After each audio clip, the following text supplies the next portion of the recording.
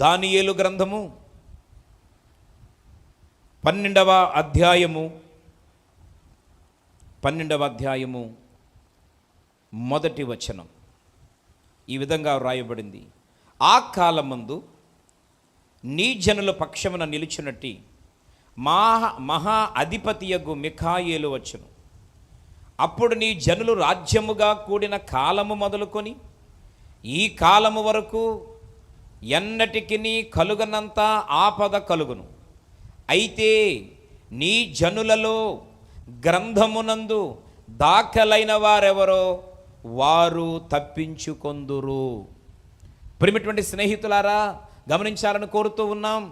లోకము ప్రారంభించబడింది మొదలుకొని నేటి వరకు ఎన్ని వేల సంవత్సరాలైందో అప్పటి నుంచి ఇప్పటి వరకు ప్రభువైన యేసుక్రీస్తు వారిని లేదా తండ్రి అయినటువంటి యెహోవా దేవుని మీద విశ్వాసం ఉంచి మంచి ఆత్మీయ జీవితాన్ని జీవించి మరణించి ఈరోజు పాతాళములో వారి యొక్క దేశములు భద్రపరచబడినటువంటి ఆ ప్రతి వారి యొక్క ఆత్మలకు ఒక తీర్పు ఖచ్చితంగా దేవుని రాకడ తర్వాత ఉంది. దేవుని రాకడ తర్వాత ఉంది.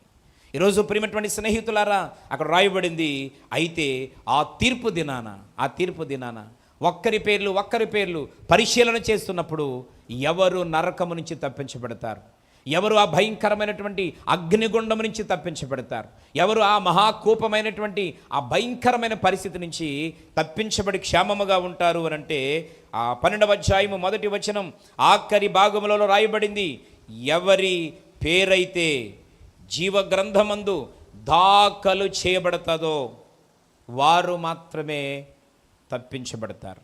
ఈరోజు నీ పేరు నా పేరు జీవగ్రంథమందు దాఖలై ఉండాలా.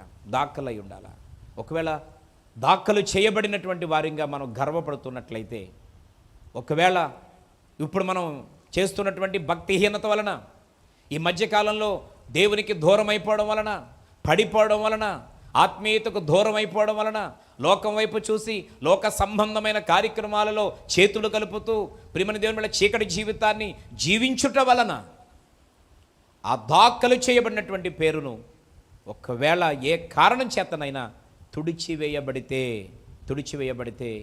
అలాంటి వారెవ్వరూ కూడా తప్పించబడలేరు, వారెవ్వరూ కూడా తప్పించుకోలేరు అని దేవుడు చాలా స్పష్టంగా మాట్లాడుతూ ఉన్నాడు. ప్రియమైనటువంటి స్నేహితులారా, ఈరోజు చాలామంది జీవితాన్ని త్యాగం చేసుకున్న వారు ఉన్నారు. పిల్లరా, లోకములో ఇంతకుముందు రకరకాలుగా జీవించిన జీవితం, నచ్చినట్టుగా ఇష్టానుసారంగా నడిచినటువంటి ఆ యొక్క జీవితాన్ని ప్రభు అయిన యేసుక్రీస్తు వారికి అంకితం చేసి వాటన్నిటినీ పెంటగా ఎంచుకొని దేవుని కొరకు రోషము కలిగి ప్రభు కొరకు భారంతో జీవించిన నీ జీవితంలో ఈ మధ్య కాలంలో కారణాలు ఏదైనప్పటికీ ఆటంకాలు ఏమైనప్పటికీ అభ్యంతరాలు ఏమైనప్పటికీ ప్రియమైన మిత్రులారా, దేవునికి దూరం అవ్వడం వలన, దేవుని సన్నిధికి దూరం అవ్వడం వలన, దేవుని మందిరానికి దూరం అవ్వడం వలన, ఆదివారపు ఆరాధనకు దూరం అవ్వడం వలన ఈరోజు మనము భయంకరమైనటువంటి శిక్షను అనుభవించాల్సిన పరిస్థితి ఉంది అని ఈ సందర్భంగా దేవుడు జ్ఞాపకం చేస్తూ ఉన్నాడు. ఆ విధంగా దూరం అయిపోవడం దేనికి సాదృశ్యం అని అంటే భక్తిహీనతకు సాదృశ్యం. ప్రియమైనటువంటి మిత్రులారా, నీతిమంతులైన వారికి, భక్తులైన వారికి దేవుని సన్నిధి సమీపంగా ఉంటుంది. భక్తిహీనులు నిర్మూలన చేయబడతారని దేవుని వాక్యంలో రాయబడింది.